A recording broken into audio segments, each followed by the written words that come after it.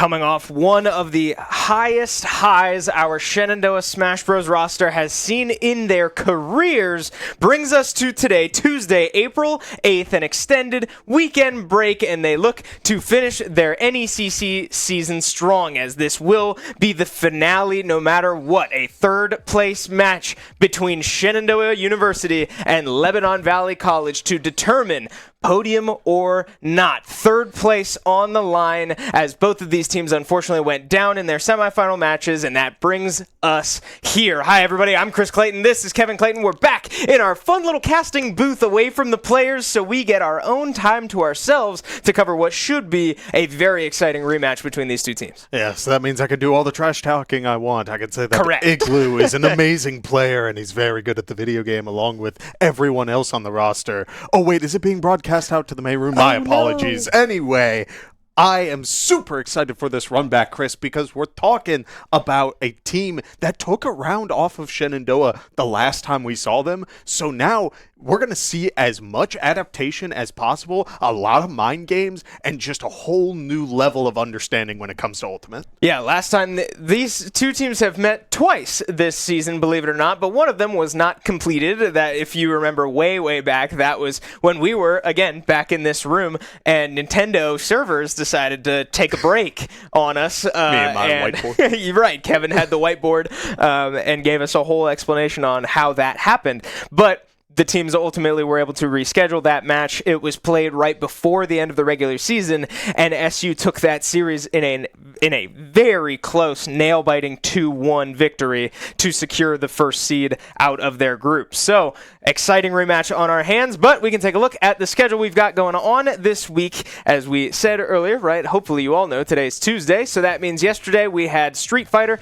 Kevin, splitting 1-1. Real quick, how'd you feel about that? Yeah, I felt pretty good. It was a nice back and forth. Two Ken players went 2-3 against one opponent, and then 4-1 against the other. And I hit high master yesterday, so hey, highs all around. I'm feeling good, but I imagine the rest of the teams are feeling good too, Chris. Yeah, and we apologize we couldn't bring that to you all last night, but hopefully you were able to at least see. I know Kevin streamed it, or if not, yeah, thank you for the the recap there, but Kevin splits his two matchups 1-1. That brings us to today, the rematch we've mentioned. Third place at stake against Lebanon Valley College in Super Smash Bros. Tomorrow we'll have Mossman on his patented Tekken, taking on however many CFGC matchups he can get in that window. And then Thursday we will have another Smash Bros. Series. This one probably the most anticipated of the whole year against Winthrop. And then Rocket League also is in their NECC Grand Finals against Alvernia, the one team that took a series off of them all year long in NECC. So two very, very exciting series on Thursday. Yeah, I'm really looking forward to that Winthrop one, though, Chris. We're talking the highest level of competition that any of Shenandoah's players have gotten to play against. That is the perfect way to really set yourself in place where you are in Ultimate's general scene. We're talking top 20, top 40 level players who are going to potentially rattle some of the people on the roster, but even so, I do think it'll also reassure them they're not untouchable. You got to a match against the best of the best. Now it's your chance to really use every trick you got and see if you can make some impact. It's going to be great. Yeah, if any of you were able to tune in on Thursday last week, you saw that insanely exciting finish to that series and got to watch SU punch their ticket to this Winthrop matchup that we've been talking about. And while if you were able to watch the post-game interview, you know that Kip mentioned he's maybe not feeling great about this matchup on Thursday because, like you said, I mean, Winthrop is the number one seed in this bracket. They're reigning national champions. I mean, there's a lot to be worried about, but they have absolutely earned that opportunity, and if nothing else, to showcase what this team is capable of against some of the best in the country is a awesome opportunity. We do have one of the players standing by who we will see here today outside in the arena with Ben, so we're going to have Ben talk to him a little bit before we get into game. Ben? Thank you so much, Chris and Kevin. I am standing by with Far Ramos David, our Jigglypuff player here on our SU Varsity Smash Bros. Team. First things first, to kick it all off, how are you feeling here tonight? Well, I'm feeling great, and I think our team is as well.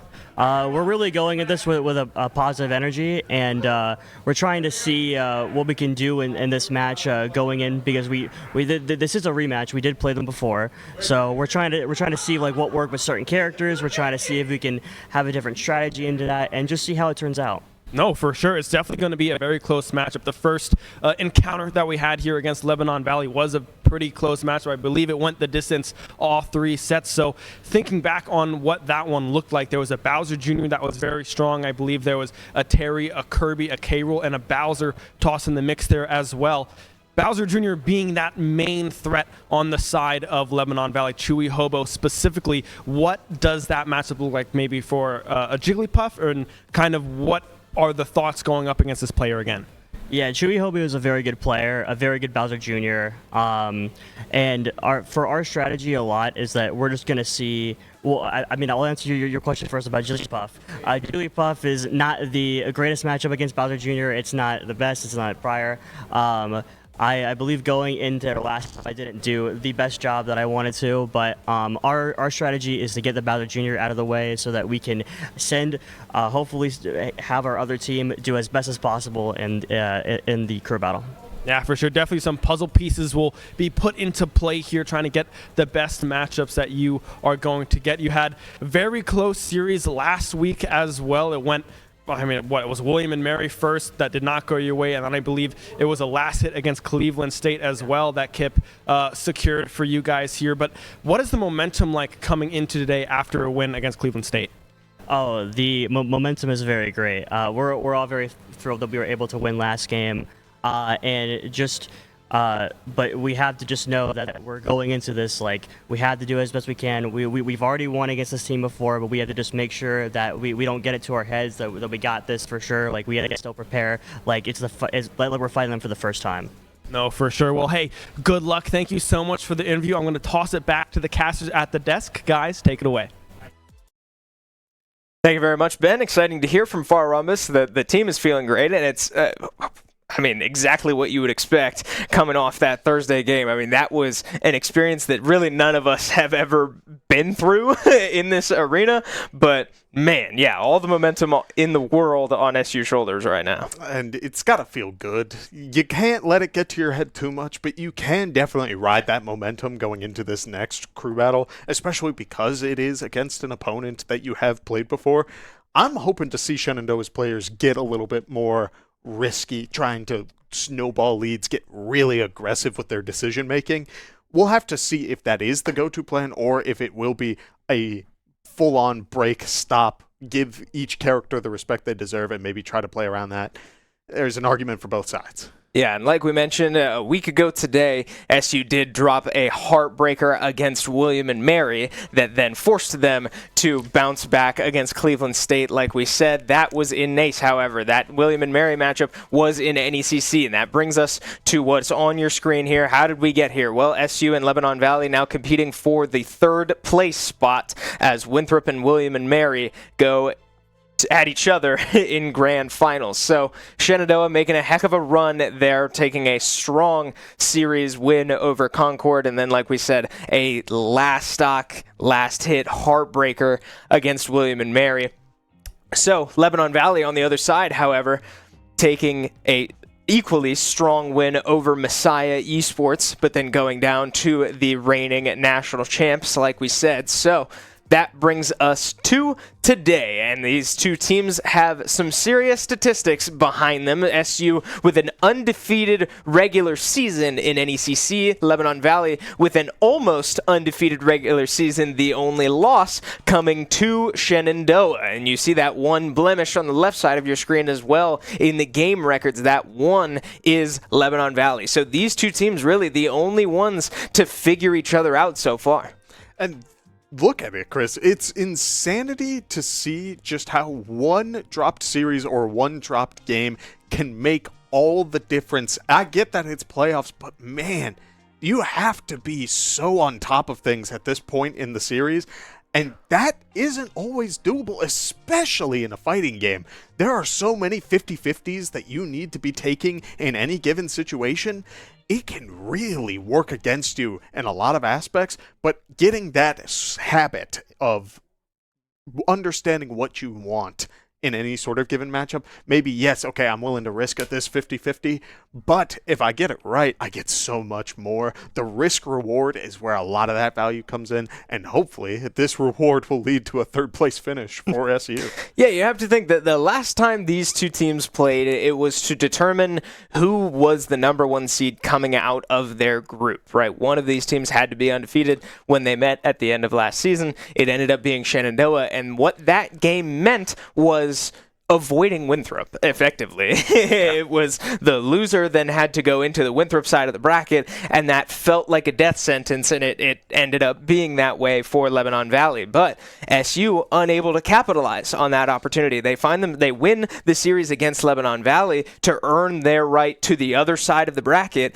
and get a theoretically favorable matchup all the way to Winthrop in the finals and come up just short against William and Mary. So both of these teams, unfortunately, not able to get it done in their respective rights, but now Lebanon Valley with an opportunity for revenge. The biggest factor here tonight is we still don't have AJ. Like you saw in that interview, our roster will look the same as it has these last couple weeks here. We have Farombus, Kip, Igloo, and Willie with no Falco to be seen. So relatively predictable day here out of Shenandoah. Yeah, I do feel like Falco would slot in pretty well up against potentially that Bowser Jr. Don't get me wrong, that player is definitely a menace, but having that reflector against the setups that they had, we saw a lot of Mecha Koopa setups. We saw a couple of those cannonballs just getting in the way, burning double jumps and air dodges just a little earlier than the players would have liked.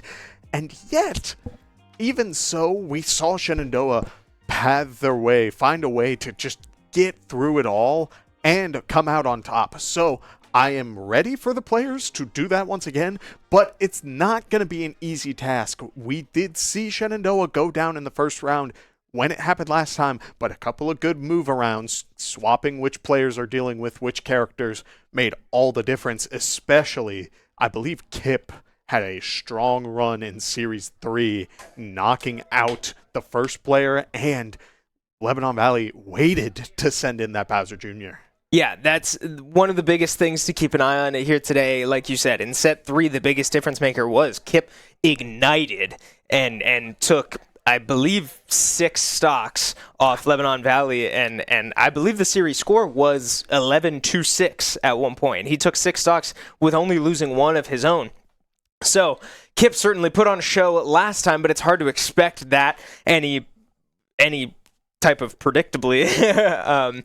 But ultimately, another thing is that Farombus did play the last time these two teams met as well. So it's not like we are missing a Falco that we had last time. SU was able to get it done with the Jigglypuff and without this Falco presence. So another thing, set 3 didn't even need the Jigglypuff, as SU opted to put in all 3 of their other players, and they were able to finish it off. Willie, on his last stock, being the 3rd player, ended up taking the 12th stock from Lebanon Valley. So, a lot to keep in mind. There's a lot that we can look back to, as, like we've said, this matchup has been played already, and SU came out on top.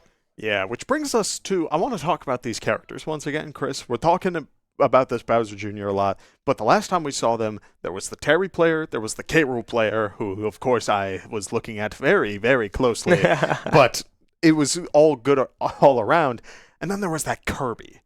It's the kind of matchups that you don't expect necessarily going into a crew battle, especially at this level, but especially this Kirby player caused a couple of problems for Kip the last series.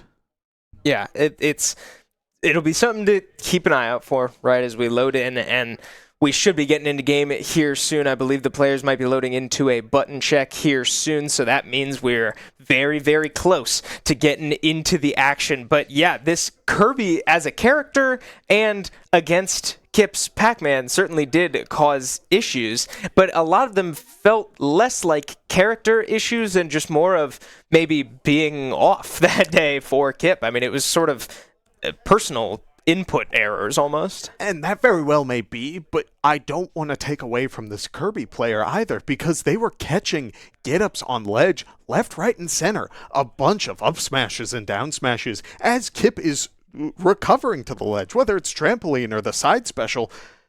Pac-Man makes it back. Pac-Man holds on to a stock unless you are personally escorting him to the blast zone.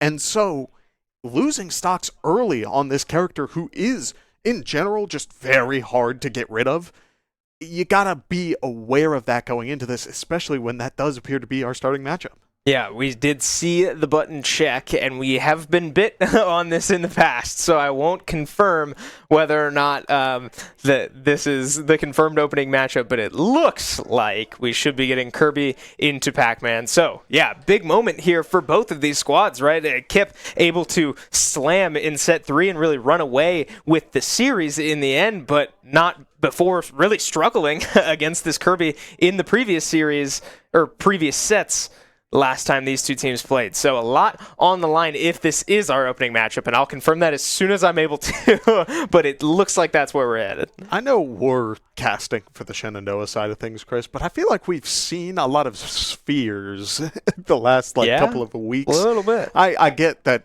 Shenandoah has 2 on the roster, but the Kirbys now are appearing on the roster. It's just a battle of circles. I know. I'm not that philosopher, dude. I don't care about these circles beyond a certain point. Yeah, I could list you a couple digits of pi, and that's about as far as I can get. But yeah, I mean, hopefully Farumbus knows more digits of pi than either of us, and he's able to execute. But if we ever see that matchup, we may not ever need to. But Kip as well on a spherical character. I don't know where we're going with this, but yeah, ultimately there's plenty that we can look back to from the last 2 times these teams played. SU took set number 1 off Lebanon Valley. Lebanon Valley bounced back in set number 2, and then ultimately set 3 falls SU's way. Do you think we will see anything that similar, or do you think SU kind of has it figured out now? I think SU has all the momentum in the world for the Series 1. I do think that Lebanon Valley is good enough for the adaptation going into Series 2, but starting things off, I am expecting Shenandoah to take the initial lead purely off of just the good vibes that they got from Thursday's match. But as we load in, both characters trade an aerial and take a little bit of percent, as Kirby is already playing a little aggressive, and that is how they got so much last time around. But Kip is making a point to sit back once again, not let this Kirby player go for anything too crazy. Yeah, like we said, I can't confidently confirm this, but I do want to say that although we said that this Kirby really gave Kip issues, I believe every time they played, Kip still came out on top. It was just a matter of losing 2 stocks along the way that we weren't expecting him to lose. It's that kind of struggling, but ultimately still coming out on top. So now, as we are cresting a minute mark into this game, Kip taking full control so far, finding this Kirby player all the way up to 100%. Their in-game name is Chewy Hobo. I don't believe that's Chewy Hobo, as we will see Chewy Hobo come in on the Bowser Jr. later, but the name of the Switch can be deceptive, and I don't want you at home falling for that.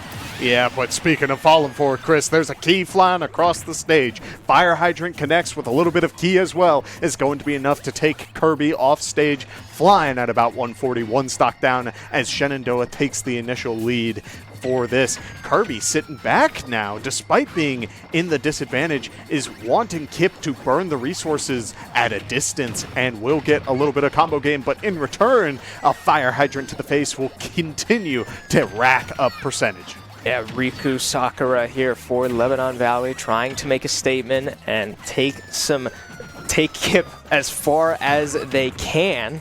Hydrant lands, racking up some percentage as well, but now, I mean, with basically a full stock deficit and bell setups coming out, neutral getup gets caught, Riku Sakura does not roll, so Kip finds himself up on the platforms now, just buying more time. Yeah, very good roll read, but it will not pay off. You're not punished for it, though, too much. Instead, we'll find a forward area and back in that situation once again, but calls out the dash attack as Kirby was trying to dash through the bell. Instead, Kip holds on for just a little longer than expected, and that means that another stock will be taken off of Riku Sakura. Yeah, Kip doing a good job at showing how much patience he can play with, as yeah, going for multiple reads, roll reads, dash attack reads, and Kirby's dash attack certainly not the quickest move in the game, so Kip with plenty of time to react, and now a full stock later, starting to rack up percentage all over again. Key comes out, Hydrant connects, and we're back up to 100%, and the bells are coming out once again. Yeah, this feels like a very different Riku Sakura than what we saw last time, Chris. They are grabbing fruit very aggressively, but it feels like their decisions this time around is not paying off as Kip goes very low off stage. Will try to find a recovery, but Kirby does find the Nair. It won't be enough to close out the stock, and now we are back on stage, and Kirby has been struggling to find good opportunities to close it out once they're back on this main stage. Yeah, that was an interesting decision out of Riku Sakura, I thought, to go for the Nair in that opportunity. Kip had one option left to make it back to the stage, and a Nair certainly isn't going to kill this Pac-Man, but a back air will find the kill the other direction. Kip walking away with a 3 stock to start this series rematch against Lebanon Valley.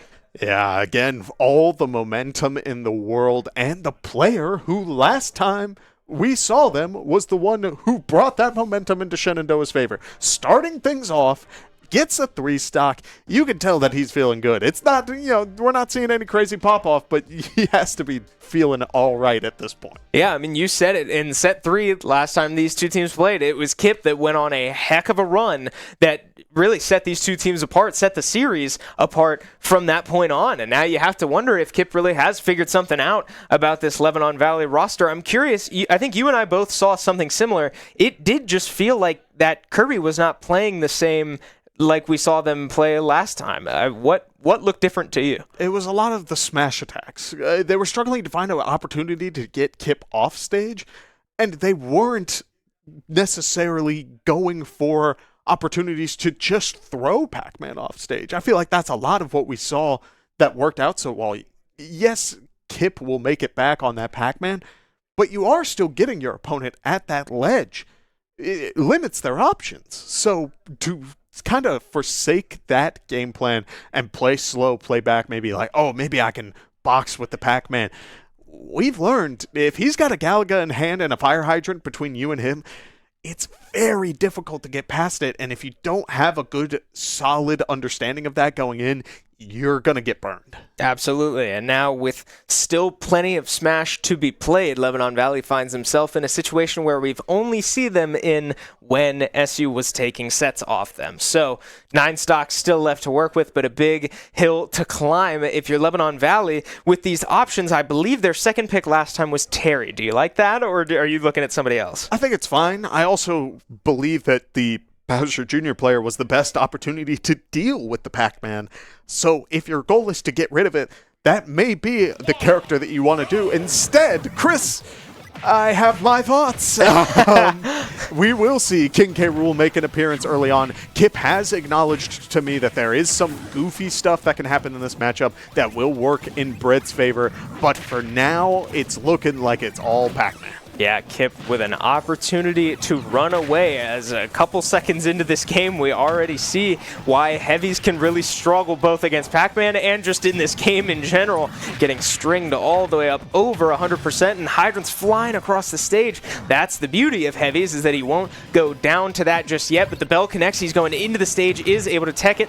Hydrant connects again, and one more tech means that Bread is back to the ledge and back on stage, but Kip, with all the room in the world to work with, connects a bell, finds an up smash, and is now 4 stocks up for Shenandoah. Yeah, this is definitely going to be a tall ask for Bread to try and deal with this Pac-Man, but for now, a couple of up tilts into the up airs will get a good juggle game going up against this K. Rool as they just keep eating more and more percent.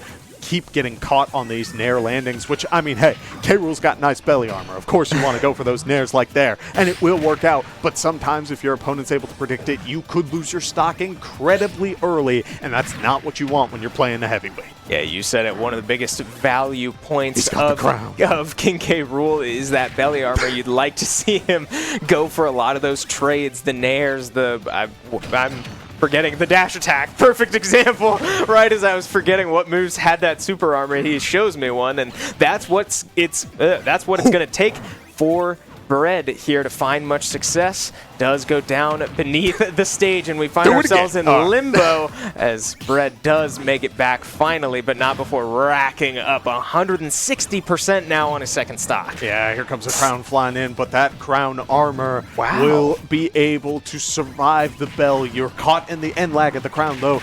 Even still, which means that Bread may be able to continue racking up some percentage as K-Rool is sitting at 197, goes for a blunderbuss, and the key beats it out, which means that K-Rool will find a very strong up air, but even so, is looking for that last hit.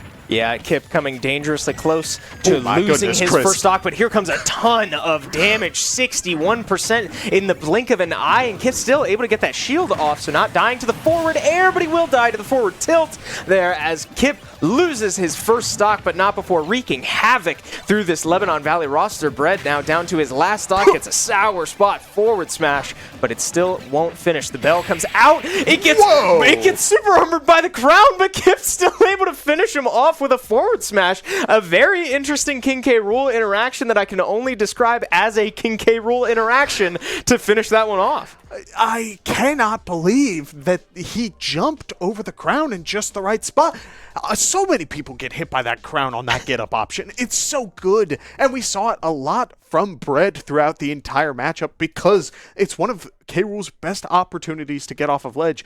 The only downside is that now Kip was able to jump over it, and he was stuck in a lot of end lag, which means Kip had time to charge a forward smash at ledge and close the stock. Yeah, close the stock he did, and now deja vu is coming to mind here as we find Kip up 11-6 once again. I mean, this is exactly what we saw the last two times these teams played. We're going to keep harkening back to this matchup that has already been played out, and SU came out on top. The one time that it was not the closest, or the biggest gap we ever saw between these two teams was set 3, and it was when this was happening. I don't remember if King K. Rool was the second player. I thought it was Terry, and I could be wrong on that. I'm confident it was Terry. Okay, yeah, I'm pretty sure it was Terry. So, Lebanon Valley still opting to make a switch up here, try to catch Kip off guard. It does not pay off for them, and now for Lebanon Valley, what's going through your mind?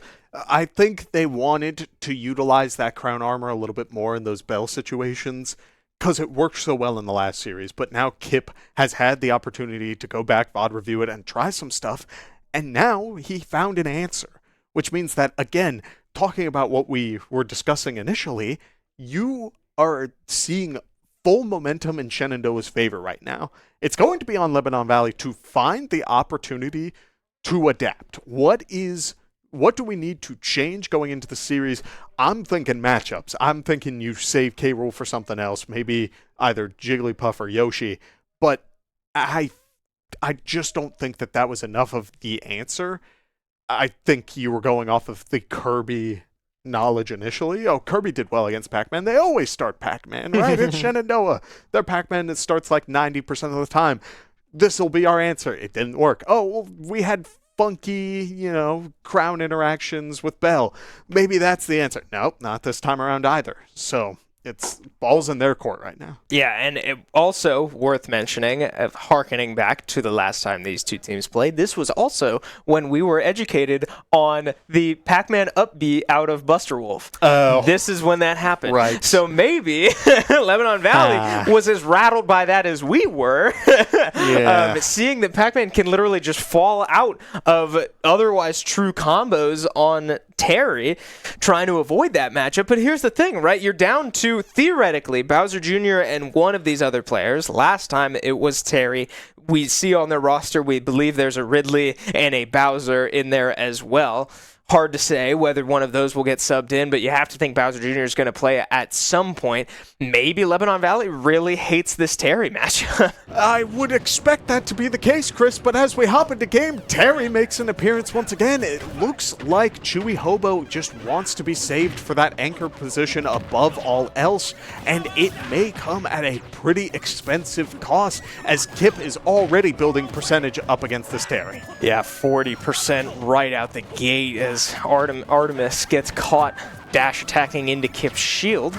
And that's exactly what Pac-Man can do to punish you. Another Galaga comes out. That one goes just wide, but you see the matchup preference. I mean, clearly Kip sees whatever we saw last time. He clearly wanted this matchup, and maybe Lebanon Valley feels the exact opposite. It's hard to say, but keys are landing, and that's good news for Kip as the bell comes out. Goes a little wide. He does catch the dash attack, but can't get the bell off in time. Still, now over 100% go meter online for Artemis here. Yeah, and the bell on the get up, holding onto the ledge for a little too long, means that forward smash will be able to connect as the stun ends. A beautiful combo from Kip means that he is sitting pretty, dealing even more up against this Terry. Yeah, now we reset back to this patented Pac-Man low percentage gameplay. Galaga's coming out everywhere. 65% extending off the platform as well, and finishing with a back air to get Terry all the way up to 80%. Another hydrant comes down, and here's where the game plan changes. We're landing keys, we're landing hydrants, bells are coming out, and he doesn't even need to confirm it as he caught the jump. Oh man, Artemis still able to make it back, but now 143% go meter online. The power geysers are coming out the wrong direction as Artemis just looking to find anything so far. Kip's still only at 40%, but here we go, Kev. Yeah, it happens once again, and now he's throwing out Power Geyser's big hitbox out of the blue, but even so, is still eating back airs as Kip is dancing around the game plan. And the rising tackle, not the powered version, means that it will be just a little short on the get up, as Terry has only built about 27% between the last stock and the one before. Yeah, disastrous start here for Lebanon Valley as they find themselves down 11-4 stock. Shenandoah with still so much room to work with, and Kip still in the game, not with one stock, but with two stocks still remaining. Air dodges his own hydrant there as Artemis finally starting to land some hits here, getting Kip up to 100%. Now Kip threatening to lose his second stock of this whole series, but finding Galaga's is good news for this Pac-Man. Now Terry up to 50%. Yeah, we do see Trampoline run out. It won't eat that power wave, but Galaga is thrown. A couple of good hits will lead to a little bit more percentage built on this Terry. Whoa. As he goes for the spot dodge move, gets a little bit of value out of it. Kip able to recover safely because of the hydrant coverage as bells are charged up once again, and Terry is caught in another trampoline situation. That is getting so much value as the SDI is good enough to get out of the combo, but a rising tackle will connect on Kip. Yeah, that's something we talked about last week too, how hard it can be to SDI out of jab jab power dunks, but Kip able to do it the one time he needs, and another 3 stock in the bag. Kip still hanging on to 2 of his own. A disastrous start for Lebanon Valley. Who is this Pac-Man, Chris? Something changed in Kip 2 that I'm seeing. There is zero fear. He landed on Terry Bogard going for a down tilt. Barely. That down tilt doesn't connect and connects a bell in the face of Terry. Finds the forward smash. We saw that with K-Rool too, jumping over crowns. I mean, this is a scary Pac-Man. It certainly is, and you have to wonder, you have to acknowledge that when you're in this state in the series, you're up, 8 stocks, 11-3? I mean, when you have this room to work with, you can get aggressive. You can afford to be borderline reckless in your decision making to try to close this out, and especially if it means sort of suffocating the opponent in their options, right? If you can carry all the momentum in the world, you can get a little crazy jumping over crowns and landing on Terry Bogard, and Kip certainly putting that on display right now. Right, which means that one player is remaining. If I had to bet, Chewy Hobo is going in on that Patton Morton pick, not going to see the Bowser or the Ridley, and understandably so. This player can very easily find an opportunity to reverse sweep it, but we're talking 11 stocks, Chris. That's a pretty tall ask. Yeah, that's an alarming line in front of him, especially given who those 11 stocks are on. I mean, this is no gimme whatsoever, but Chewy Hobo certainly one of the players in this league that could do it. So this set is far from over, still Smash to be played, but now Kip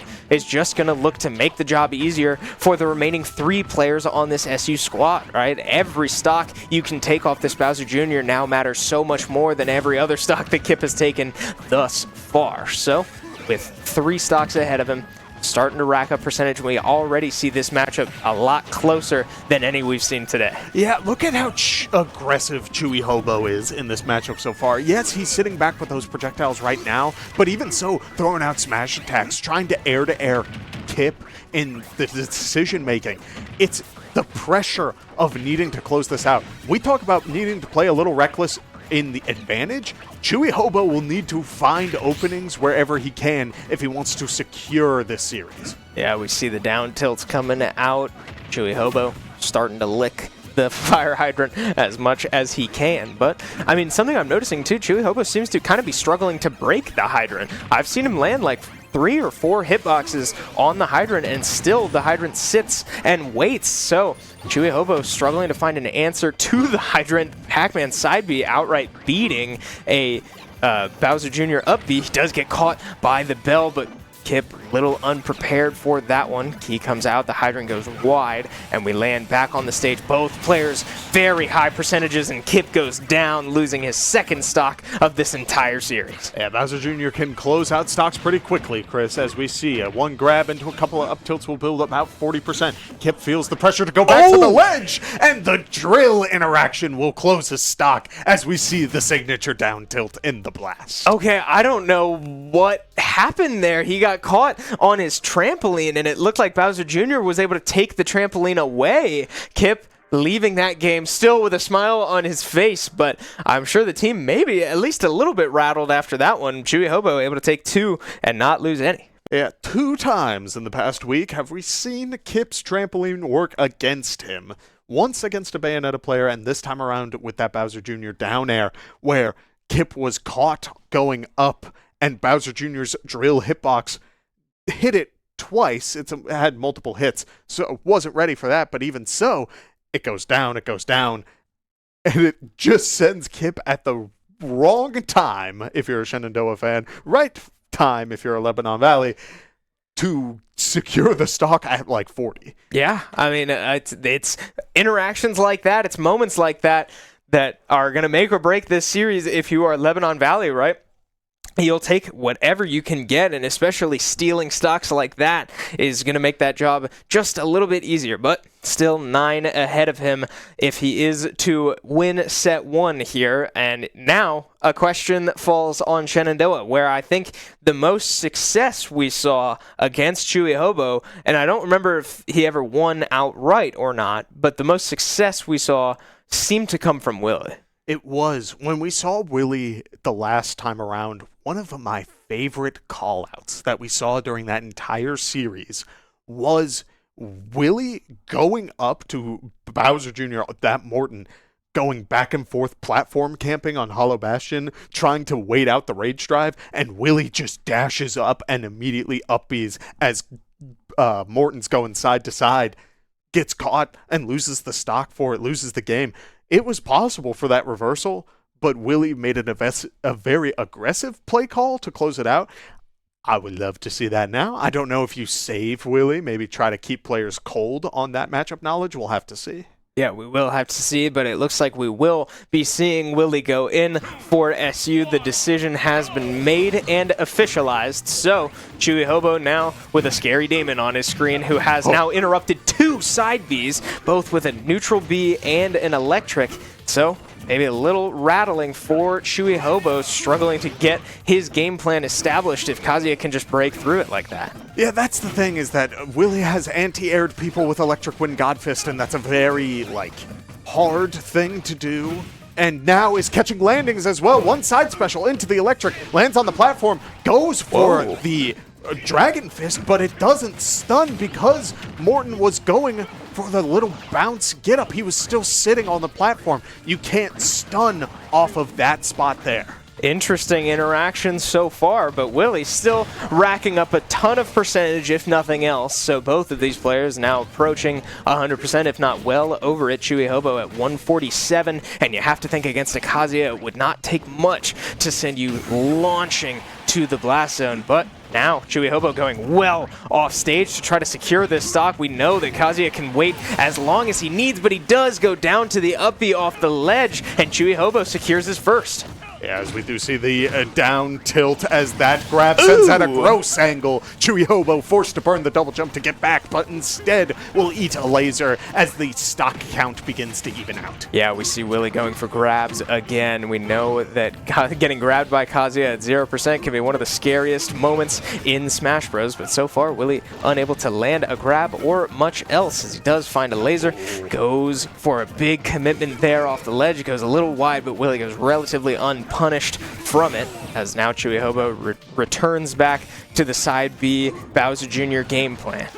Yeah, we do see a couple of Mecha Koopas online using the laser to detonate it early. Willie, I don't believe, has a double jump, which means he will slowly fall into the blast zone as Chewy Hobo's sitting at 18% and has been calling out Willie's attempts for these grabs multiple times, and it's just not working in Willie's favor. Yeah, Willie feels like he's getting a little too aggressive, and a lot of these options, Chewy Hobo able to get the dash attack hitboxes, the get up attack hitboxes, catching Willie off of his own aggression, and it's coming back to bite him as Willie does crouch dash his way in, finds a back air, goes for the laser. It is properly air dodged, and Chewy Hobo able to survive that one, but not before taking 100%. Willie with some room to work with, can't quite find the electric there, but the combo's coming together for Chewy Hobo. Yeah, we do see a couple of good hits here as the shield poke on the uppie will be able to secure a little bit more percent. The Mecha Koopa pressuring Willie to use the jump as a back tilt will be able to secure one more stock. I do think that Willie may be able to zero to death it, but the percent is starting to build on Willie, which means that that combo game is going to get a lot more difficult. But even so, a very strong up special will be able to secure it, and Chewy Hobo doing what is needed for Lebanon Valley to return this series. Okay, again, one step at a time for Lebanon Valley. We said it was going to be hard, but the only way to get through it is one player at a time, and that's exactly what Chewy Hobo is doing so far, dismantling the first two players on SU's roster, but that leaves that man on your screen plus one more. Igloo now looks like sitting in the hot seat with a simple task, not simple task against Chewy Hobo, but a simple task on paper of taking one stock off this Bowser Jr. Yeah, and I'm a little curious if we're going to see the Samus or if we're going to see the Yoshi for this potential matchup. I do remember Igloo not taking a stock against Chewy Hobo when on that Samus the last go-around, but when talking to Igloo afterwards,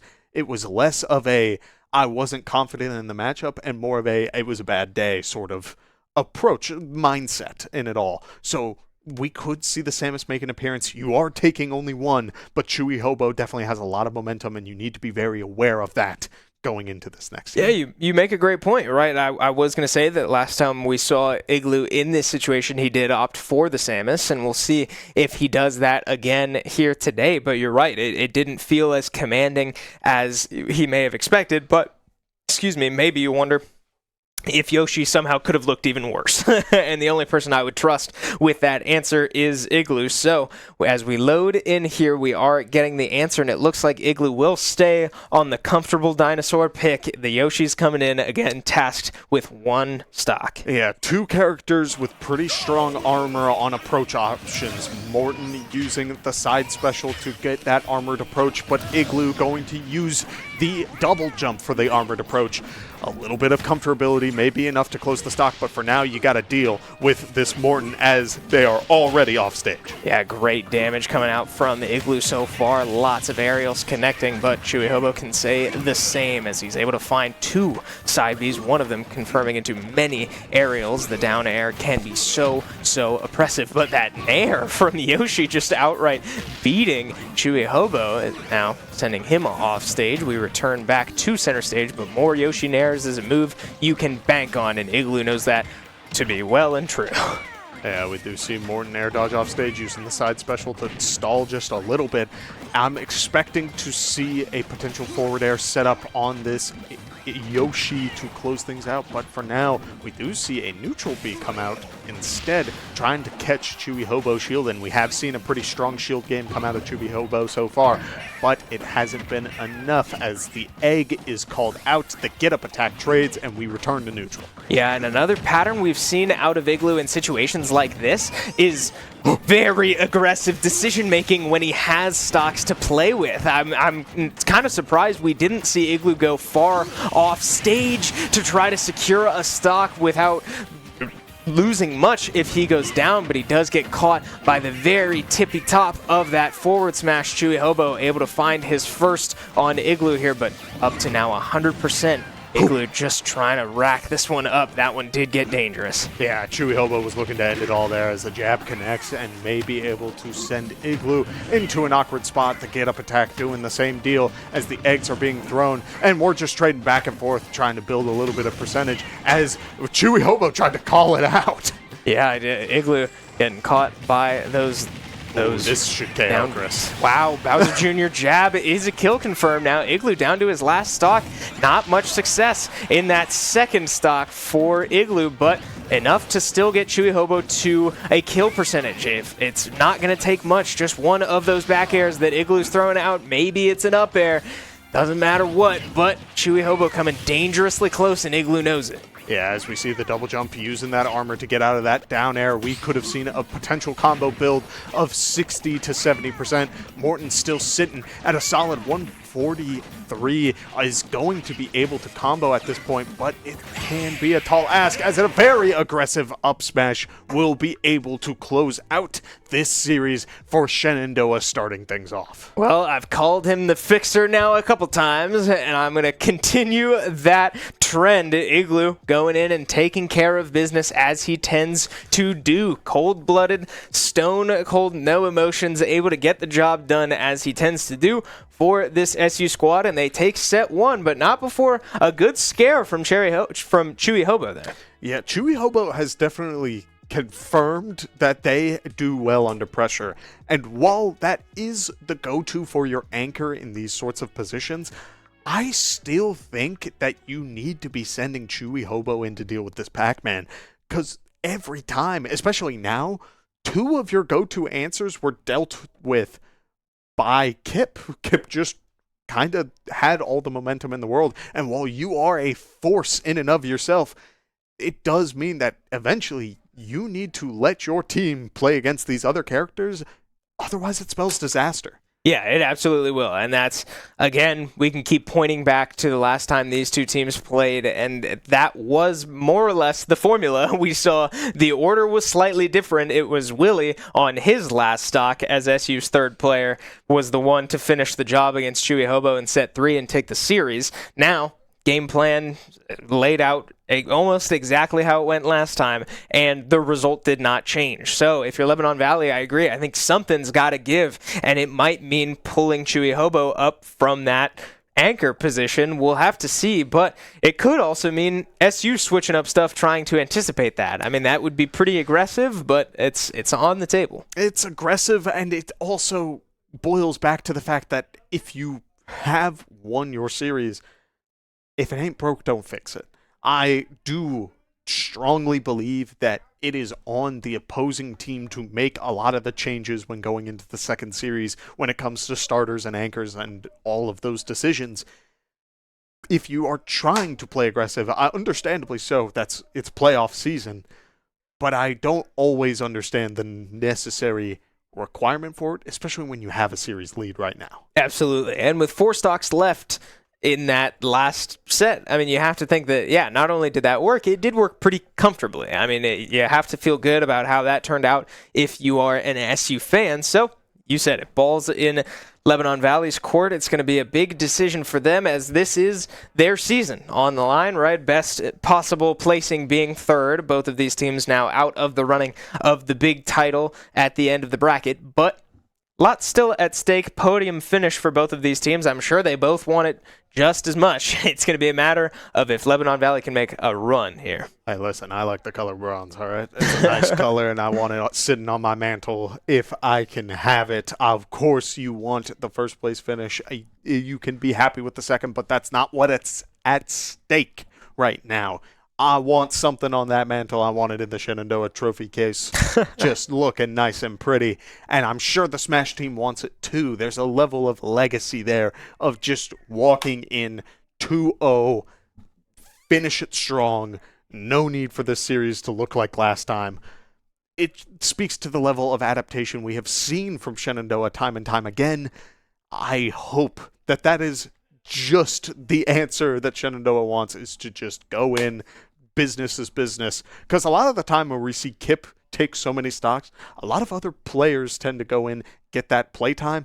We're at the end of the season, y'all. Yeah. I understand you want your playtime, but we can play Elite Smash too. Yeah, absolutely. And you have to think outside of this matchup as well. I mean, this is still revenge for Shenandoah. They were able to somewhat avenge themselves on Thursday last week against Cleveland State, but this is their first NECC match since heartbreak against William and Mary. So revenge on the line, third place on the line, and a surprise from SU as they do opt to change the game plan up, maybe a little too rattled by the run Chewy Hobo went on to end set one, and Igloo looking to take care of business the same way Kip did. Yeah, this is a tall ask from Igloo, because not only are you sending yourself in against Riku Sakura, but you are expecting yourself to do about the same, if not better, than how Kip did the last go-around.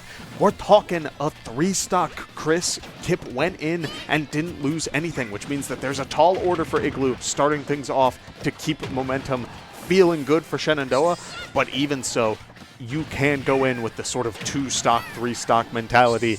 You just got to be ready for what's ahead. Oh man, can't be getting caught by stuff like that though. Riku Sakura holding onto the ledge a little too long. We saw it against Pac-Man as well. Igloo noticing patterns and applying them to his own character, finds the forward air spike hitbox and secures that stock. But now up to 100%, Riku Sakura showing a little more signs of life than we saw against the Pac-Man. But you have to think down the line, maybe SU does want the Pac-Man into Chewy Hobo. We saw that matchup went relatively even for the little bits that we saw before Chewy Hobo was able to steal that last stock at low percentage. But now Igloo losing his first stock. Might lose another one here.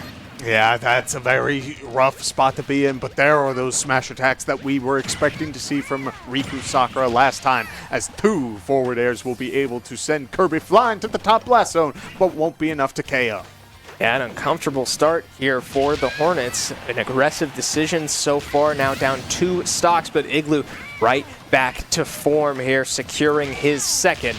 So now with room to work with at 0%, untouched until now, from those smash attack sequence we saw at the ledge, securing Igloo's second stock. Can Riku Sakura find a big upset? I mean, this would be a huge moment, a massive window for Lebanon Valley, but gets caught on the ledge again. Igloo noticing patterns, taking care of business, but he did lose 2 stocks there. And even so, you could kind of see it on Kip's face. You know, Igloo, cool, calm, and collected as always, but Kip even so was like, oh, you do hold on to that ledge for just a little too long, and suddenly there's a dinosaur head flinging itself at you, sending you to the bottom blast zone. A very good matchup for Riku Sakura, just in general, able to sort of capitalize on one good double jump call out and snowball that into an extra stock, because it was looking like it was going to be a 1-stock situation, which, while not the same start as last time, is a pretty good order, especially if Kip is being saved for Chewy Hobo. Yeah, now Igloo with 1 stock left to work with. We see that Lebanon Valley had a window, couldn't quite get through that window, and now once again on their heels after losing the first matchup. And now, instead of Pac-Man, you've got a 1-stock Yoshi on your doorstep. Do you send in Terry now, who is what we saw the last time these two teams played? but was held in reserve to try to avoid Pac-Man. Do you risk sending Terry in now and risk having Pac-Man be the next player for SU? I think you do. I think that's definitely a safer call because you are securing the one stock off of the Yoshi and you are pulling the Pac-Man early. I assume the reason why Pac-Man Kip is saved in reserve right now is for Chewy Hobo. It's like a bait. It's your truly fishing line in front of the opposing team saying like, hey, there's a nice Terry Bogard here. It could be yours. 3 stocks in hand. But you have to send Pac-Man in now. Yeah. That's a bad trade deal in my mind. Yeah, I think you're right. It's advantage, in my opinion, is sort of Lebanon Valley right now, even though statistically it is favoring SU. But you have to acknowledge as well, I mean, we saw it on the cameras, the team looks totally fine with that outcome. I mean, we can see when that team is a little shaken up, a little uncomfortable with how things are going. You can usually read it in their faces, but Igloo loses 2 stocks there, we cut to them, and they're all kind of laughing. Like, they could not seem more comfortable with the state of affairs, so maybe they do feel good about this Terry matchup. Maybe Igloo feels good about it, maybe Willie feels good about it, and we don't have to send Pac-Man in. It's hard to say, but it certainly feels like SU feels good sitting out in the arena right now. Ooh, Chris, you just said the magic words that made me reconsider something. King K. Rool is still on the table. I am assuming Chewy Hobo is going to be in the back, which means that you either have K. Rool or you have this Terry. I expect Terry to go in, but even so, let's say players trade 3 for 3 going forward. That means that you are sending in King K. Rool into Kazuya Mishima. I don't know if you remember this, Chris. When we saw Bowser the last time on this desk, that character got rocked. And K. Rool is not much lighter. Yeah, big, heavy hitboxes tend to drown against Willie's Kazuya. So, yeah, maybe this is one big setup. Maybe both sides feel like they have one big setup in place, and it's just going to come down to who can come out on top in the end. Hard to say, but it's a little nerve-wracking knowing what Chewy Hobo was able to string together at the end of last set, right? Knowing that that's in reserve and was able to go through almost 3 entire Shenandoah players, I feel less comfortable taking risks and making trades like that if it means that this Bowser Jr. is still waiting in reserves. Yeah, it's going to be difficult to deal with Chewy Hobo in the long run, but for now, it will be on Igloo to secure as many stocks as possible going into the next match, which it does look like we will have our matchup answer. It will be Terry Bogard going in, which, Chris, that's a very scary thing going forward because that means that K. Rool's got to deal with either Puff or Kazuya or the pack. Yeah, we will get there theoretically soon. Igloo with only 1 stock to work with here. Artemis now just trying to put that 1 stock away and bring Lebanon Valley to an even stock count for the first time since 12-12 in both sets. Igloo starting to find some damage of his own. Goes for a down smash, but can't quite find it. I didn't know that tripped, Chris. I did not know that forward air tripped. I am very... it adds a lot of value for what Igloo's going for, but as of right now, the percents are starting to equalize a little bit. Yeah, we see the auto turnaround there, catching Igloo out of position. Artemis keeping this percentage game very close. In fact, in his favor as he gets caught with another jab power dunk. Won't quite finish the job yet, but we haven't seen Igloo be able to SDI out of those, and he does get caught with a rising tackle at the top of the screen. So Artemis ties the stock count, like I said, for the first time since 12-12.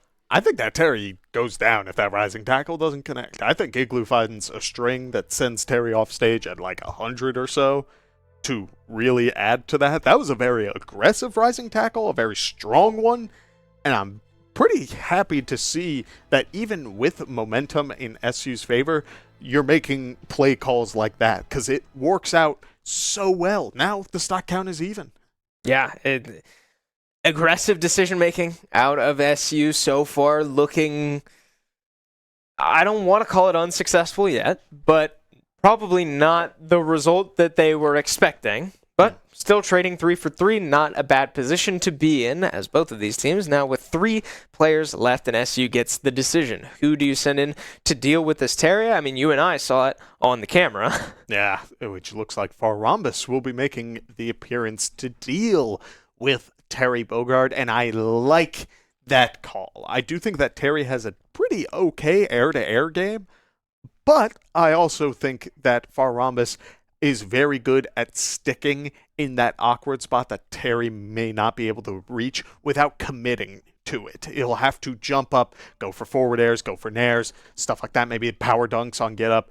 I think Farambus can space out the spot dodge attack where Terry puts his elbow up. It would be, I think it's a good call, because also now, if K-Rool is, we're not expecting either Bowser or Ridley, K-Rool will still have to eventually deal with either Pac or Kazuya, and that, I don't want to call it free, but it's a lot of value. Yeah, and I think I like this decision making. I think we're seeing why this strategy was implemented for SU, and it's to try to utilize these Farambus stocks that we weren't seeing, right? Farambus was sitting in the back, and I would not say because he's the clutchest, most threatening presence on this roster. The threatening pink buff.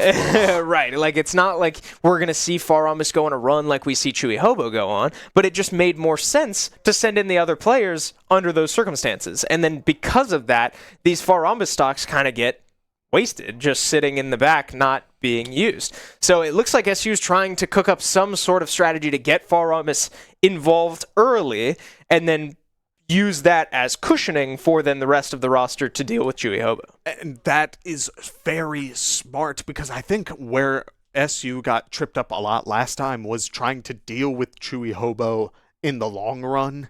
Now, this time around, using Farambus in this spot and trying to get as much value as possible. The matchup, I do think, can go either way, but you will see a ton of value from both sides, and Jigglypuff might be able to secure the stocks before that go meter is even online.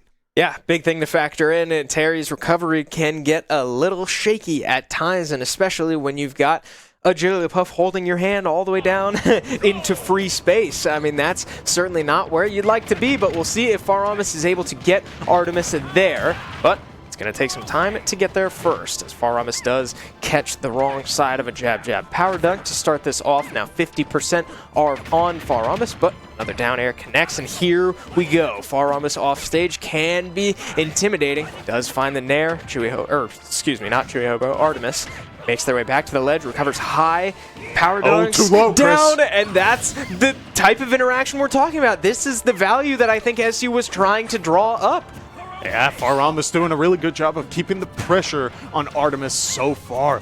It's very important that you are securing these stocks before Terry hits that go percent. Not so much because of the Buster Wolf, but that Power Geyser will prevent Jigglypuff from sitting in that awkward spot that so many characters can't deal with.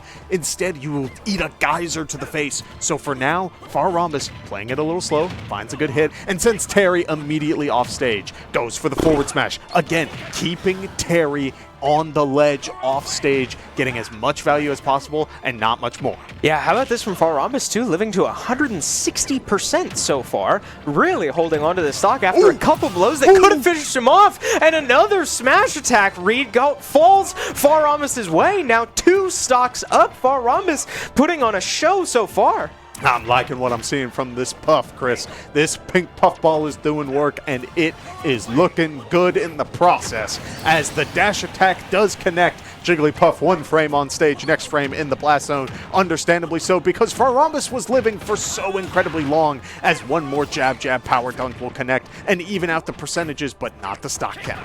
Yeah, now another thing Farambus likes to do is throw out these pounds when he can see the opponent shielding a lot. He does go for a falling up tilt into a rest. It just barely doesn't confirm, but a lot of percent, if nothing else, as Terry does tick over the 100% mark. That was a lot of percent, and the power geysers are going the wrong way again, Chris. I'm thinking Artemis is feeling the pressure right now, as Far Rhombus is dancing around this game plan. We do see Artemis looking for the one down tilt, and we'll find a dash attack on the get up, which means we get a 1 stock to 3. Far Rhombus sitting pretty. How about it? Okay, I don't think SU could have drawn that up going much better. I mean, finding 3 stocks from this Jigglypuff, the Jigglypuff that was sitting in reserves, not finding any value, collecting dust on the shelf, now comes out and slams a Terry 3 stocks to 1. That's a huge deal for SU in the long run, as now,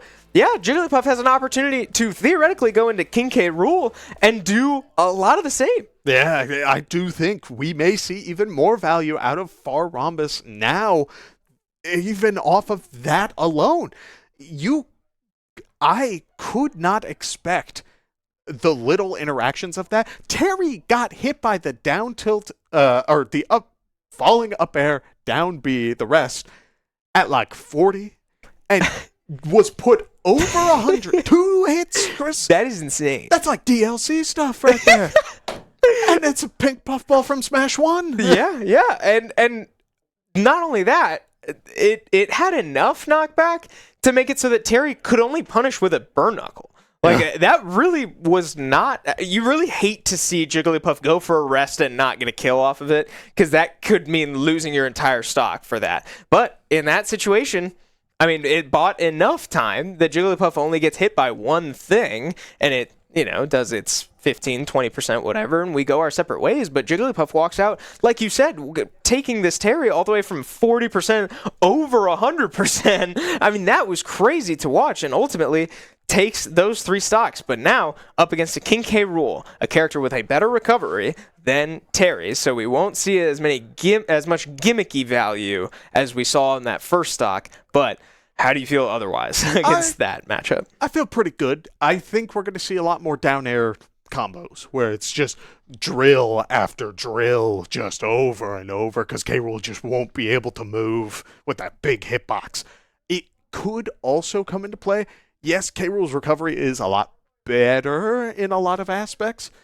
If Far Rhombus finds an opportunity to send K. Rool off at the right angle, I wouldn't be surprised if Far Rhombus jumps off and tries to get beneath K. Rool, so that when K. Rool tries to go for the propeller pack, Puff is right there throwing out forward airs.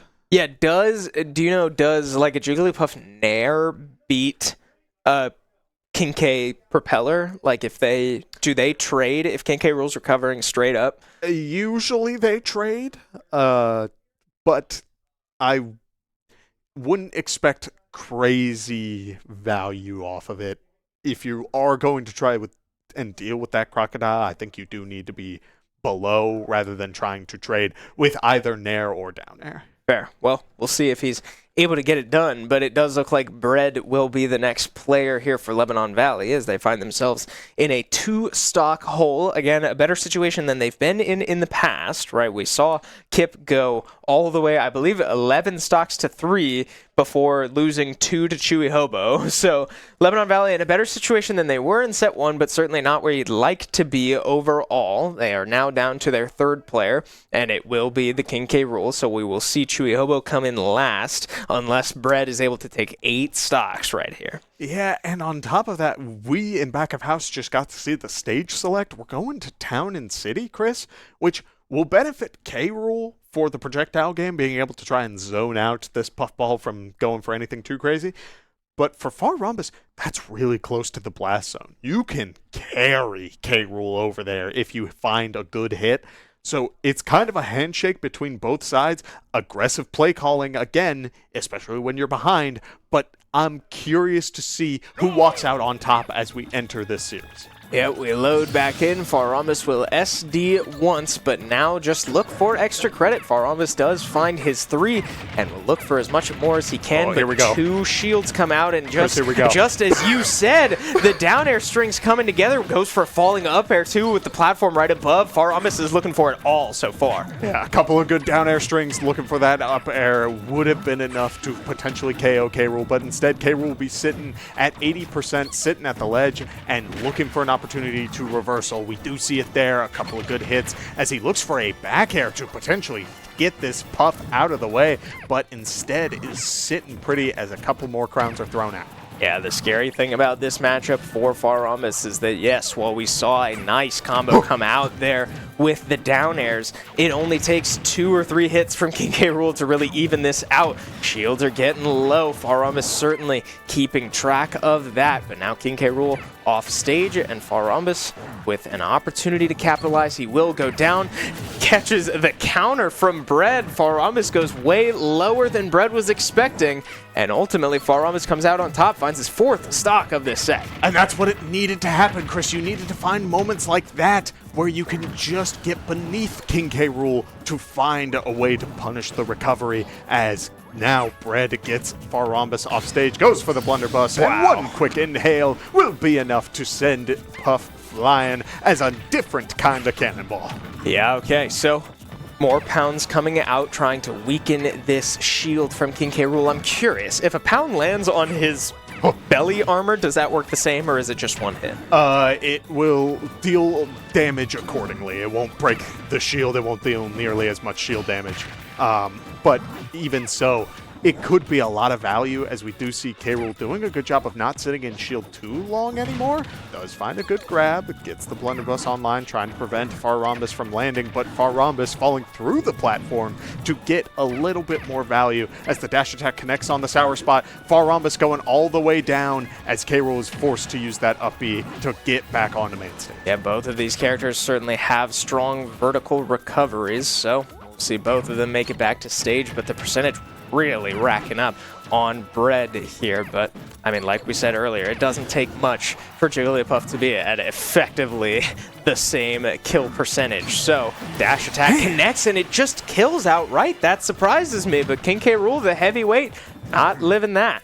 Yeah, I feel like these dash attacks are getting a lot more value than I've seen them get in the past. We've seen 2 stocks taken off of these dash attacks alone, where players are caught just not shielding in the right spot. A sudden burst option from the Puff will be enough, as K. Rool is throwing out these projectiles, trying to get Faramis to feel the pressure, but instead will eat a pound combo, goes for the crown setup, won't find too much more as Faramis dances around, and a very good parry prevents K. Rool from eating a hearty rest. Yeah, that was a massive opportunity for Faramis. He saw what all of us saw, but Bread escapes with his life for now, as the up throw just kills off the platform at 130%. So Faramis still walks away with, I believe, 5 stocks in the end, securing multiple off Terry and King K. Rool. That leaves 2 players for SU, and now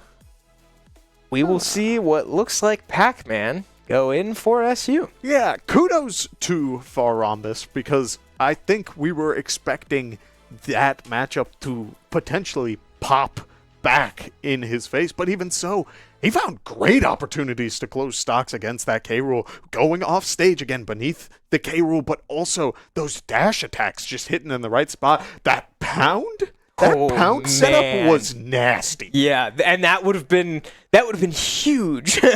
Now, a rest would not have killed there. He was only at like 20% or whatever. So I do worry that King K. Rool might have been able to come back and then just take the stock outright. But a shield break is a bad thing no matter how you spin it. And wow, a clutch parry in that moment to shake that off from what could have been disastrous for Bread. Ultimately comes out on top. So 4 stocks to 6, SU with a 2-stock lead, and this is where, again, I can't help but think down the line, because Bread has 1 stock, and best case scenario for SU, Kip or Willie, I mean, it looks like it's going to be Kip, goes in, takes this stock without losing 1. You go into Chewy Hobo with 6, and that's less than we had last time, and 2 players that had 2 and 3 stocks respectively against Chewy Hobo that could not come out on top. Yeah, when we saw Willie go in, I believe Willie took 2 stocks in the process, which was good. Yes. And maybe that is why we are seeing that Kip was going into the hot seat, as letting Willie return to that anchor position, and letting Kip just try and deal with the K rule because of how well it went last time. It was one stock off of Kip in exchange for K rule losing the entirety of their setup as K rule goes for a grab onto Kip and will lose the stocks. I don't know. I imagine we're just SDing it. Yep, because K rule went for a grab too early. Yeah, we're K rule went for a grab a little too early on that one. It's a little unfortunate. It happens. We have absolutely been there multiple times as you forget to SD right when you load in. Totally fine. We'll load back into that game, I'm sure, very quickly. But yeah, so we have the decision in front of us, and I think you're right. Where we saw Willie get 2 stocks off Chewy Hobo, probably feeling like he could have done better, looking back at it and being like, oh, I could have done this differently, could have done this differently.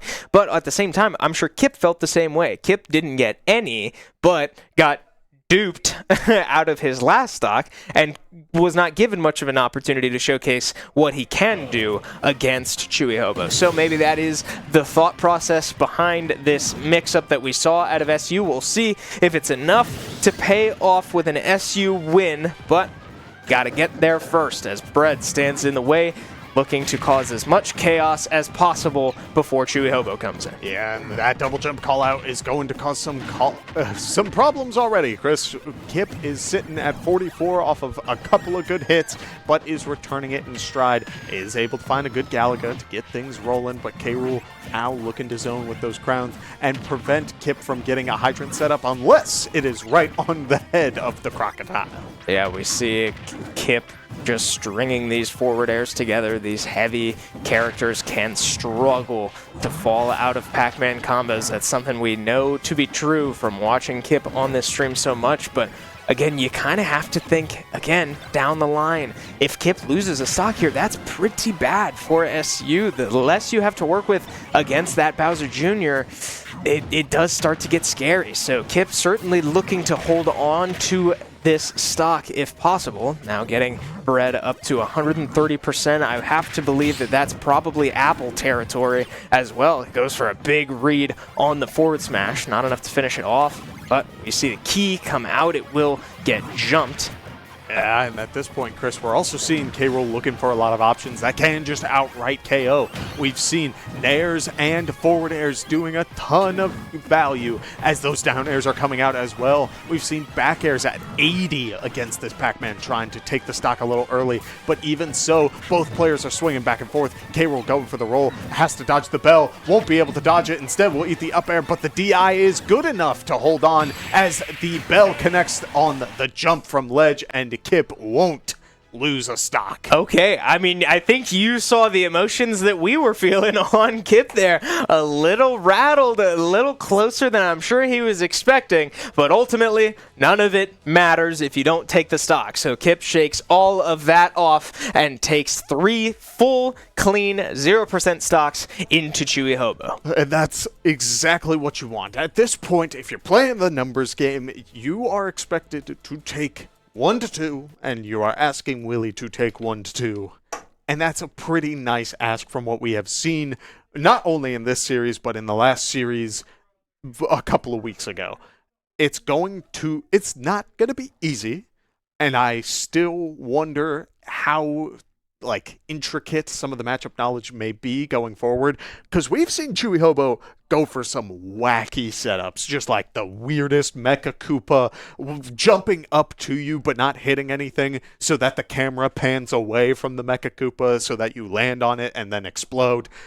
It gets weird. It absolutely does, but that's kind of where SU seems to thrive, is in these weird character picks of their own. I mean, obviously, just because you play a weird character doesn't make you better at playing against other weird characters, but we are loading into our last match, or potentially last matchup here, last player for Lebanon Valley, and we come in a little bit late here as Kip already up to 80, now 100% so far. A strong start here from Chewy Hobo. Oh, I think he's dead, Chris.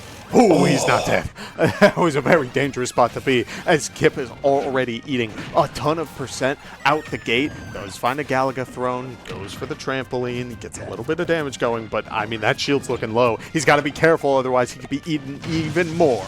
Yeah, he does get grabbed there as the Mecha Koopa comes out, and Kip forced to recover with the trampoline. He does make it back to the ledge, but Chewy Hobo certainly not letting him breathe for very long.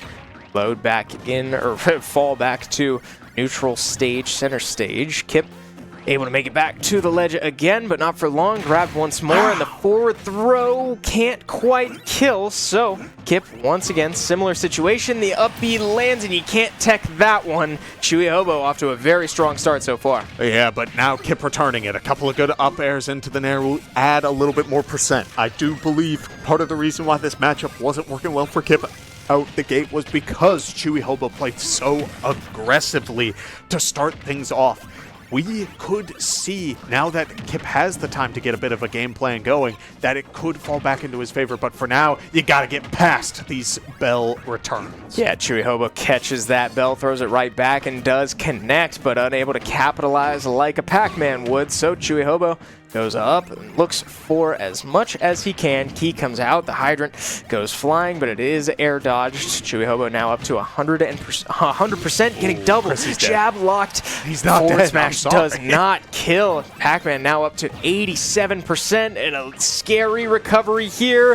He does find the trampoline off screen, but Chewy Hobo still maintaining strong control over the stage, as both of these players now over 100%. Yeah, as we do see, look at how far Chewy Hobo is willing to go off stage, and he steals the platform again, Chris. Another trampoline working against Kip on these recoveries, but a bad landing will mean a bell to the face as a stock is taken off of Chewy Hobo. All right, 2 to go, and you said it, the pace that needs to be established for SU is 1 to 2 for each of these players. So strictly speaking, Kip's job is done, but you'd like to see a little bit more if you are an SU fan. He does find a jab reset, a jab lock there on the tech chase, but finds more percentage as both of these players continue to trade blows back and forth. The Mecha Koopa projectile game starting to come out as Chewy Hobo, I'm sure, is feeling the pressure to hang on to this stock as long as possible. Yeah, as we do see, is able to recover, and there's that jab, Chris. A couple of good hits will be able to close out that stock. And Kip, you can tell, wanted a little bit more, had a little bit of momentum going, but for now, it's time to step aside. It is 3 stocks to 2, 2 anchors dueling it out. Well, yeah, here we are. Similar situation to last time, but a bit more pressure on SU this time around, as Willie does not have the cushion of players behind him this time like he did before. So we will see Willie now loading in, locking into that hot seat, and presumably picks Kazuya, but another thing to consider is that maybe we see a character swap here.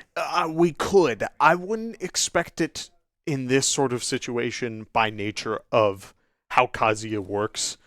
One good hit and that Morton's flying. Like, we're going to see a Koopa fly, Chris. Yeah. But on top of that, I believe we did see a character swap last time, and I think Willie's Terry only took 1 against this Bowser Jr. player. And so, just going off the numbers, 1's not going to be enough in this situation. You need the 2, and I think you need a little bit of that Kazuya game plan if you want to get to that point. Yeah, I think the biggest pattern we saw from last time these two teams, or these two players, met head-to-head was that Willie kept getting caught in his own aggressive tendencies, right? It was a lot of Chewy Hobo able to sort of settle in, play slow, or at least play reactive, and Willie was getting hit by a lot of chip damage until it was too late. So we'll see if Willie is able to make that adaptation with the series, or not series on the line, but the set on the line for sure. Lebanon Valley now with their backs against the wall again.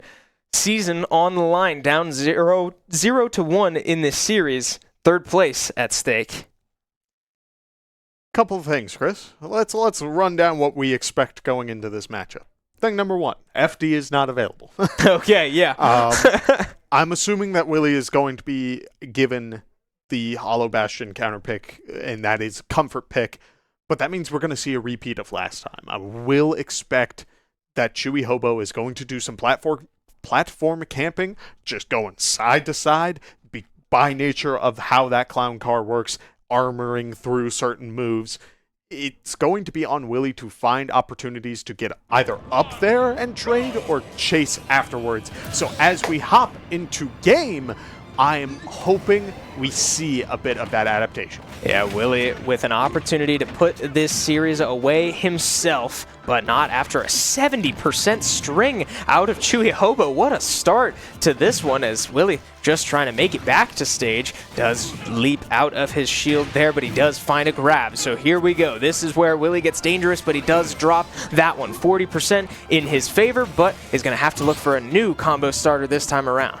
Yeah, as we do see a couple of down Bs at the ledge, trying to go for the spike and send Chewy Hobo all the way down. Chewy Hobo will be able to recover this time around. He does find an air, and a jump from the ledge means that he is spiked down. Again, one small mistake is all Kazuya needs to run away with it. Yeah, okay, certainly not how Chewy Hobo saw that starting, I'm sure, but what looked like a strong start unfortunately falls Willie's way, but not for long, as the forward smash connects at the ledge and Willie loses his first as well. So we return back to the combo game and look at the damage. 60% already onto this Kazuya. Chewy Hobo finding every hitbox he needs to rack this percentage up.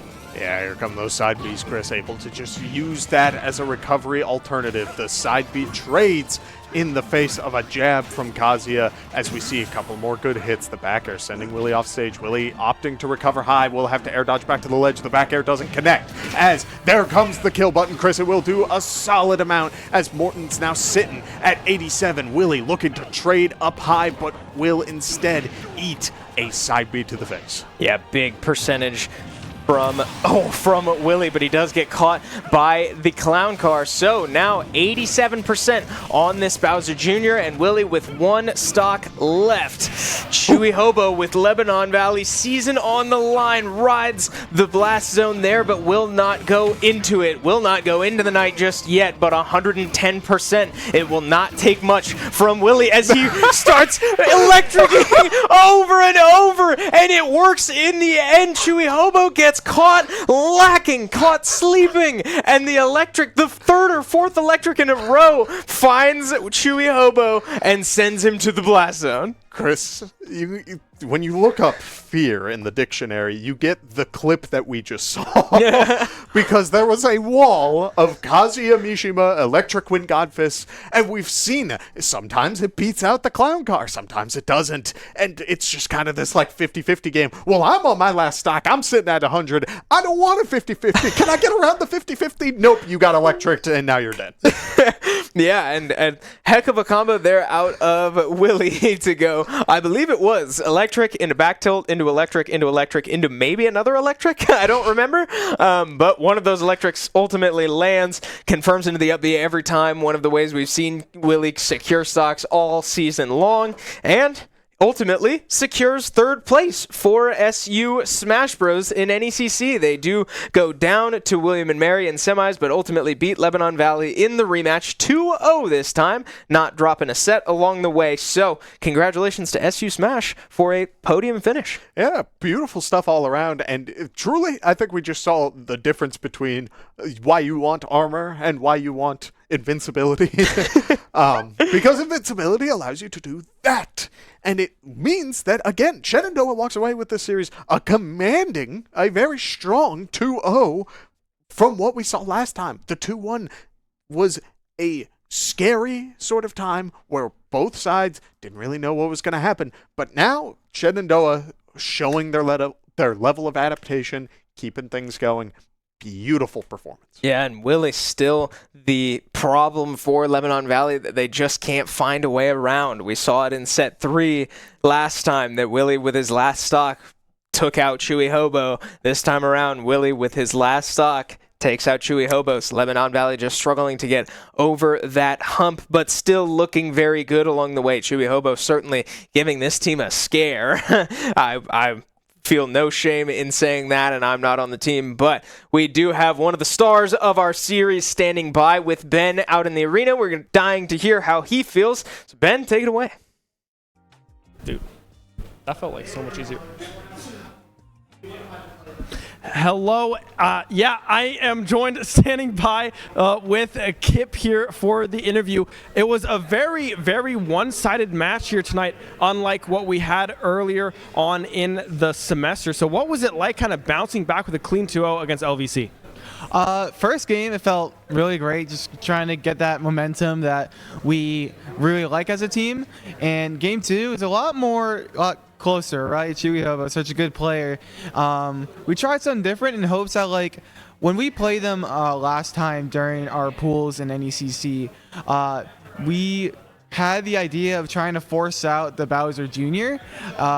That's kind of what happened in game 3. I took out both their Kirby and their K-Rule game 3 and kind of just had the idea of, oh, if they are so scared of me, like, I don't know, like having a really big lead, setting a big lead for my team, we might try to start Igloo, because Igloo is a pretty good counter pick into the Bowser Jr. as well.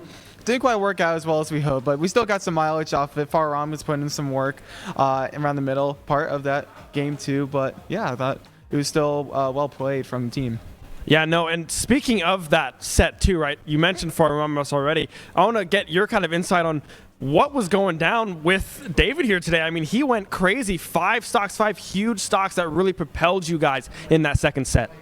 Right, so Jigglypuff as a character is so volatile, and lately Farm has been gotten the luckiest with, like, in terms of like matchups, because when we play Willie Mary, a lot of those matchups, none of those matches really favor Jigglypuff at all, and same thing with when we play Cleveland State. But for this case, Terry and K-Rule, those are actual matchups that Jigglypuff can kind of play into, because Terry, you can edge guard him, and K-Rule is just so massive, and you can also edge guard him as well. So it felt really good for David to be able to, like, have the chance of, like, put in some work, because we know he can put in the work. It's just a matter of like the scenarios that lead up to it.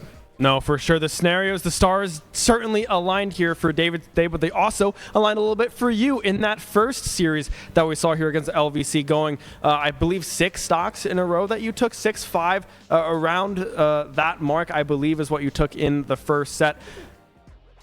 9? No, well, yeah, I think it was 9, actually. I think you took a lot more than I just said. So how did you keep that momentum going in that first series to really kind of ice it early on? I was just trying to play to force out the Bowser Jr. I thought me taking 3 off the Kirby without losing 1 was a massive momentum shift for us, because I remember all the other times I would play the Kirby, I would at least lose like 1 or 2 stocks. So me holding on to all my stocks there was a really big momentum shift for us. And I was kind of like, okay, now they send in Bowser Jr. and I'd see what I would do versus him. And they didn't do that either. So I just kind of kept trying to play to force him out. Oh, for sure. Force them out, you did, and snuff them out, you did as well. Congratulations on the clean 2-0 here tonight. I'm going to toss it back to the casters to wrap it up. Guys, take it away. Thank you very much, Ben and Kyle. Congratulations to Kip and the rest of the SU Smash squad, making a heck of a statement here tonight, winning their rematch against Lebanon Valley and securing 3rd place in NECC. Yeah, a very strong performance, and again, bringing home the fact that it was a 2-0 this time around. You could have had a series close. You could have had it be that nail-biter. But frankly, you're here to make a statement. You're here to prove why you want this 3rd place this time around. And I do believe that Shenandoah made that point abundantly clear with a couple of nice adaptations and making sure that the character preferences were working more in their favor. It all snowballed so great. And I'm so happy for the team. Yeah, still very proud of these guys, but they are not done. As we mentioned early on in the stream, this will do it for their NECC run, but they've got a big one on Thursday coming up against Winthrop. You won't want to miss that, so be sure to drop a follow on whatever platform you're watching on right now so you don't miss out on any of our action. A strong start here to our 3rd week of playoff action here, but that will do it for tonight. Thank you so much for watching. I'm Chris Clayton. He's Kevin Clayton. Be a friend, tell a friend something nice. It might just change their life. And we will see you next time. Shenandoah University is a big little university rising. With 22 Division III sports teams, over 200 areas of study, over 300 annual performances, an elite academic esports program, Nationally ranked health professions programs, one of the biggest university presences on Broadway, immersive AR and VR learning programs, cybersecurity and computer science programs, and innovative undergrad and graduate programs. all at a place that cares for you. Shenandoah University is the big little university rising. Find out more at su.edu/rising. We have the Esports Arena right here on campus in Winchester, Virginia, and this facility acts as the hub for all esports activity at Shenandoah University. Students are able to use this space not just for competition and practices, but also as a living learning community and a sandbox for them to come and explore and practice and try out things related to and through esports in the gaming industry so that they're getting that hands-on learning and the skills necessary to help them find a career by the time they graduate. We also have the professional level broadcast production booth where we do all of our broadcasting and production, from casting of our games that we play right here on campus to working with outside entities to record footage for them as well. In addition to the space that we have here in the Esports Arena is the Esports War Room. Our students get to use that space for studying, but also outside projects. So our students get to use this space for professional development and the academic side of our esports program, which is such a critical component to go with that competitive element that we have. So we combine all of our facilities at Shenandoah University with competition, community, and career preparation. We have over 250 days of programming, and there's something for everybody, and we want you to be part of it. Apologies. Anyway, I am super excited for this run back, Chris, because we're talking about a team that took a round off of Shenandoah the last time we saw them. So now we're going to see as much adaptation as possible, a lot of mind games, and just a whole new level of understanding when it comes to all. But we have to just know that going into this, like, we have to do as best we can. We've already won against this team before, but we have to just make sure that we don't get into our heads that we got this for sure. Like, we had to get prepared. Like, it's like we're fighting for the first time. Oh, for sure. Well, hey, good luck. Thank you so much for the interview. I'm going to toss it there. Serious statistics behind them. The SU with an undefeated regular season in NECC, Lebanon Valley with an almost undefeated regular season, the only loss coming to Shenandoah. And you see that one blemish on the left side of your screen as well in the game records. That one is Lebanon Valley. So that's Chewy Hobo, as we will see Chewy Hobo come in on the Bowser Jr. later. But the name of the switch can be deceptive, and I don't want you at home falling for that one more time. Yeah, very good roll read, but it will not pay off. You're not punished for it, though, too much. Instead, we'll find a forward area and back in that situation once again, but calls out the dash. I thought to go for the Nair in that opportunity. Kip had one option left to make it back to the stage, and a Nair certainly isn't going to kill this Pac-Man, but a back air will find, is able to tech it. Hydrant connects again, and one more tech means that Bread is back to the ledge and back on stage, but Kip with all the room in the world. Flag in the crown, though, even still, which means that Bread may be able to continue racking up some percentage, as K-Rool is sitting at 197. Goes to losing his first stock, but here comes a ton of damage, 61% in the blink of an eye. Kip's still able to get that shield off, so not dying to the forward air. Havoc through this Lebanon Valley roster. Bread now down to his last stock. It's a sour spot forward smash, but it still won't finish. The bell comes out. It gets a little wide. He does catch the dash attack, but can't get the bell off in time. Still now over 100% go meter online for Artemis. Yeah, and the bend, and now he's throwing out Power Geysers, big hitbox out of the blue, but even so, is still eating back airs as Kip is dancing around the game plan, and the Rising is good enough to get out of the combo, but a Rising tackle will connect on Kip. Yeah, that's something we talked about last week too, how hard it can be to SDI out of Jab Jab Power. Junior upbeat does get caught by the bell, but Kip a little unprepared for that one. He comes out, the hydrant goes wide, and we land back on the stage. Both players. And Bowser Jr. can close out stocks pretty quickly, Chris, as we see. One grab and a couple of upswings will build about 40%. Kip feels the pressure to go back to the ledge, and the to send you launching to the blast zone, but now Chewy Hobo going well off stage to try to secure this stock. We know that Kazuya can wait as long as he to the upbeat off the ledge, and Chewy Hobo secures his burst. As we do see the down tilt as that grab sets out a Bowser Jr. game plan. As we see, online using the laser to detonate it early. Willie, I don't believe, has a double jump, which means he will slowly fall. Yeah, we do see a couple of good hits here as the shield poke on the uppie will be able to secure a little bit more percent. The Mecha Koopa pressuring Willie to use the jump as a secure one more stock. I do think that Willie may be able to zero to death it, but the percent is starting to build on Willie, which means that combo game is going to get a lot more difficult. But even very aggressive decision making when he has stocks to play with. I'm kind of surprised we didn't see Igloo go far off stage. A little bit of percentage as Chewy Hobo tried to call it out. Yeah, Igloo getting caught by those. This should fail, Chris. Wow, Morton still sitting at a solid 143. Is going to be able to combo at this point, but it can be a tall ask as a very aggressive up smash will be able to close out this series for Shenandoah. Feeling good for Shenandoah, but even so, you can go in with the sort of 2-stock, 3-stock mentality. You just got to be ready for what's ahead. Oh, man, but you have to think down the line. Maybe SU does want the Pac-Man into Chewy Hobo. We saw that matchup went relatively even. We saw before Chewy Hobo was able to steal that last stock at low percentage, but now Igloo losing his first stock. Might lose another one here. Top blast zone, but won't be enough to KO. Yeah, an uncomfortable start here for the Hornets. An aggressive decision so far, now down 2 stocks, but Igloo here in Igloo's second stock.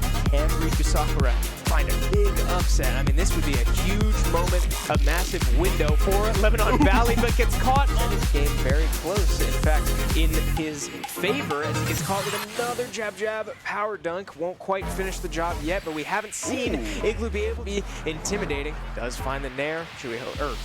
Not Chewy Hobo, Artemis makes their way back to the ledge, recovers high, power dunks too low, down, Chris. and that's as much value as possible and not much more. Yeah, how about this from Faramis too, living to 160% so far, really holding on to the stock after a couple blows that could far. I'm liking what I'm seeing from this puff, Chris. This pink puffball is doing work, and it is looking good in the process as the dash attack, as Faramis is dancing around this game plan. We do see Artemis looking for the one down tilt, and we'll find a dash attack on the get up, which means we get a 1-stock to 3. Faramis sitting pretty. Faramis certainly keeping track of that. Now PK Rule off stage, and Faramis with an opportunity to capitalize. He will go down, catches just beneath PK Rule to find a way to punish the recovery, as now Fred gets Faramis upstage, goes for the blunderbuss. Wow. I mean, like we said earlier, it doesn't take much for Jigglypuff to be at effectively the same kill percentage. So dash attack connects, and it just was a massive opportunity for Faramis. He saw what all of us saw, but Fred escapes with his life for now as the up throw just kills off the platform at 130. And so both players are swinging back and forth. K-Roll going for the roll, has to dodge the bell, won't be able to dodge it. Instead, will eat the up air, but the DI is good enough to hold on as the bell to the ledge again, but not for long. Grab once more, and the forward throw can't quite kill, so Kip once again, similar situation. The up B landing control over the stage as both of these players now over 100%. Yeah, as we do see, look at how far Chino is willing to go off stage, and he steals the platform, working against Kip on these recoveries, but a bad landing will mean a bell to the face as a stock, I'm sure, is feeling the pressure to hang on to this stock as long as possible. Yeah, as we do see, he is able to recover, and there's that jab, Chris. A couple of good hits will be able to. Yeah, down threes at the ledge, trying to go for the spike and send Chewy Hobo all the way down. Chewy Hobo will be able to recover this time around. He does find an air. One small mistake is all Kazuya needs to run away with it. Yeah, okay, certainly not how Chewy Hobo saw that starting, I'm sure, but what looked like a strong start. At 87, Willie looking to trade up high, but will instead eat a side B to the face. Yeah, big percentage from the blast zone there, but will not go into it. Will not go into the night just yet, but 110%. It will not take much from Willie as he starts electrocuting over and over, and it works in the end. Chewy Hobo gets caught lacking, caught sleeping, and the third or fourth electric in a row finds Chewy Hobo and sends him to the blast zone. I was trying to play to force out the Bowser Jr., I thought me taking 3 off the Kirby without losing 1 was a massive momentum shift for us, because I remember all the other times I was playing the Kirby, I would at least lose like 1 or 2 stocks. So me holding on to all my stocks there was a really big momentum shift for us. That it was a 2-0 this time around. You could have had a series close, you could have had it be that nail biter, but frankly, you're here to make a statement. You're here to prove why you want this 3rd place this time around, and I do believe that Shenandoah made that point abundantly clear with a couple of nice adaptations